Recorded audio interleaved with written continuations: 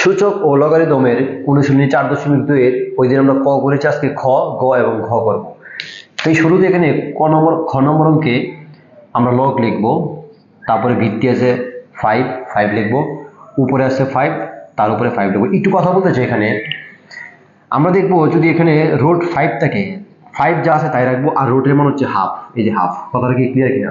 এখন যদি মনে করো এই রুটের উপরে এদিকে তোমার 3 আছে, তখন এর মানটা হবে হচ্ছে 1/3। কি বাই 3? 1/3। যদি মনে করো আমি এখানে রুট 7 লিখলাম, তার উপরে আছে মনে করো যে 5, তাহলে এখানে 7 লিখে এর মানে কি হবে 1/5। এই বিষয়টুকু ক্লিয়ার কিনা? তাহলে লক্ষ্য করো এখানে বেস যে 5 ছিল সেই 5 রাখছি, তার উপরে 5 রেখেছি। এখন এই রোডের উপরে কি দেখি 3 আছে কিনা, তার মানে এর মানে হবে 1/3। ওকে বিষয়টা? নেক্সট, তারপর লক্ষ্য করো এখানে এই লগ বেস 5 এবং পাওয়ার 5 যা আছে তাই রাখলাম। এই যে যেটা উপরে ছিল সবার উপরে, সেটা আমরা কি করছি 1/3 সবার সামনে নিয়ে আইসা পড়ছে। ওই যে সেই মান আমরা ওই দিন বলেছিলাম লগ বেস এবং পাওয়ারে এর মান কত 1 হয়, তাহলে আমরা 1/3 যা আছে তাই লিখবো। আর এর সাথে কি সম্পর্ক ছিল? গুণ, আমরা গুণ লিখলাম। আর এর মান কত 1, আর এই 1 দ্বারা এটাকে গুণ করলে কি হয়? এটাই হয়। বিষয়টা বুঝতে পারছে কিনা? তার পরবর্তীতে দেখো এখানে এই অঙ্কটাতে কি বলছে। এই অঙ্কটা আমরা যে কাজটা করব, এখানে এই গতে লগ বেজ আছে হচ্ছে কত 4, আমাদের ভিত্তি হচ্ছে 4, এর উপরে আছে কত 2 আছে। তাই আমরা বেসকে তো আর পরিবর্তন করবো না, আমরা উপরে পাওয়ারটাকে পরিবর্তন করার চেষ্টা করব। সেটা কিভাবে একটু লক্ষ্য করো। এখানে 2 যা আছে আমরা তাই লিখলাম, তার উপরে কি দিলাম পাওয়ার 2। দেখো তো এখন এখানে আমাদের 2 দোকানে কত হয়েছে 4। আর আমি যদি এখানে যদি হাফ দিই, লক্ষ্য করো বিষয়টা, তাহলে এটা আমরা যদি এভাবে করি, দেখো একটু বোঝানোর স্বার্থে 2 লিখলাম, তার উপরে পাওয়ার দিলাম 2, আবার কি দিলাম 1/2। দেখো এই 2 এর নিচে নাই মানে কিন্তু মনে মনে কি আছে একটা 1 আছে। এর সাথে কি সম্পর্ক এখানে গুণ, এই 2 কাটা, অতএব কিন্তু মানটা কিন্তু 2 রয়ে গেল। অতএব এইটা এই যে 2 দোকানে 4 আমরা কি করছি জাস্ট বেজের সাথে মিলানোর জন্য আমরা উপরে কি করছি 2 এর উপরে 2 দিয়েছি। আবার দেখো তার উপরে কিন্তু হাফ দিয়েছি। হাফ দিয়েছি কেন? কারণ এই 2 কাটা যায়, অতএব সে কিন্তু আমার আগের বাক্যে ফিরে যায়। অতএব এই বিষয়টুকু বোঝাতে পারলাম কিনা? এখন লক্ষ্য করো ওই যে হাফ সবার উপরে ছিল, এটা কি হবে সবার সামনে আসবে, তারপরে লগ লিখবো, তারপরে বেস পাওয়ার 2 দোকানে কত হয় 4। দেখো তো বিষয়টিকে বোঝাতে পারতেছি কিনা? আমরা এই লাইনটা একটু মুছে দিই, কারণ একটু কালি আসতেছে না।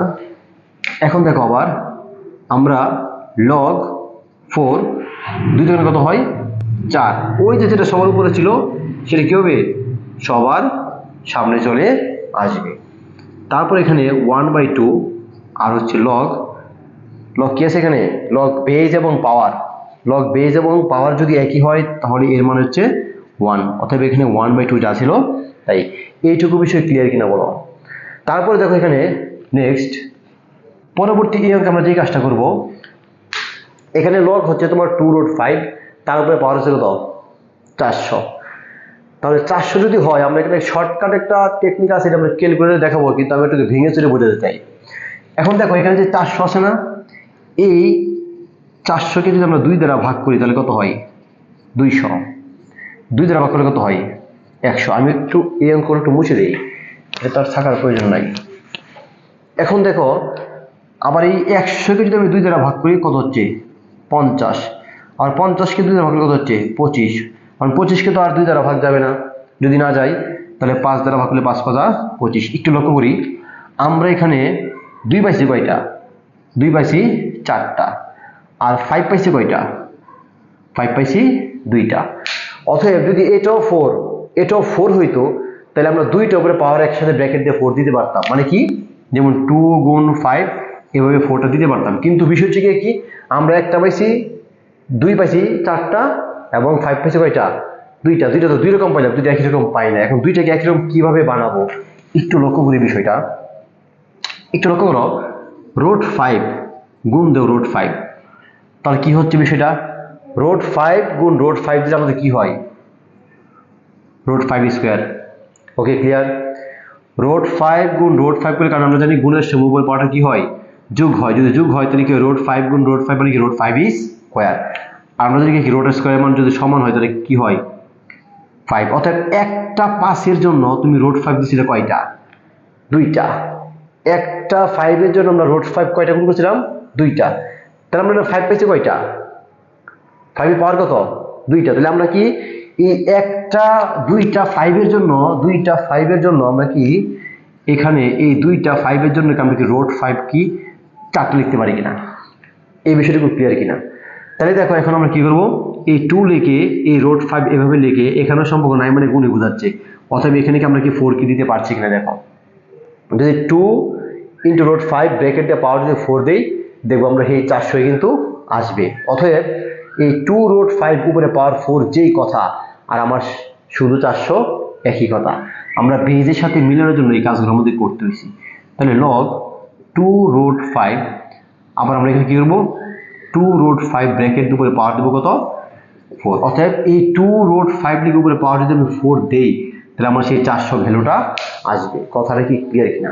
এখন যেটা বলতে চাইছিলাম শর্টকাট, যদি এই ধরনের অঙ্ক যদি আমার আসে, উপরে যদি একটা বড় সংখ্যা থাকে আর এখানে যদি 2 রুট 5 থাকে, তুমি শর্টকাট ভাবে যেটা করবে, তুমি ক্যালকুলেটারে তুমি 2 রুট 5 তুলে তুমি প্রথমে 2 থেকে ট্রাই করে দেখবা, মানে 2 রুট 5 2 থেকে ট্রাই করে দেখবা তোমার 400 আসে কিনা। যদি না আসে তারপর এখানে দেবো কত, পাওয়ার দেবো কত, 3 দিলা, 3। তো 2 রুট 5 দিয়ে তুমি পাওয়ার 3 দিলা, একটা 400 আসে কিনা। যদি না আসে তারপরে কি পাওয়ার পরেরটা বাড়াবা, দেখবা একটা সময় তোমার 400 মিলে যাবে। তাহলে এখন তুমি দেখো এখানে কি পাওয়ার কি 4 আছে কিনা, তাহলে আমরা 4 লিখলাম, আর এখানে লগ 2 রুট 5 আর তারপর কি দিলাম 2 রুট 5। এখন দেখো পাওয়ার এবং বেস আমাদের মিলে গেছে কিনা। যদি পাওয়ার এবং বেস যদি মিলে যায় তাহলে 4 সম্পর্কে আমরা গুণ দিলাম, পাওয়ার এবং বেস মিলে কত হয় 1। অর্থাৎ 4 একে 4। বিষয়টা ক্লিয়ার কিনা। অতএব এই অঙ্কগুলো আমাদের একটু এইভাবে প্র্যাকটিস করলে আশা করি মনে পারবো আর কি।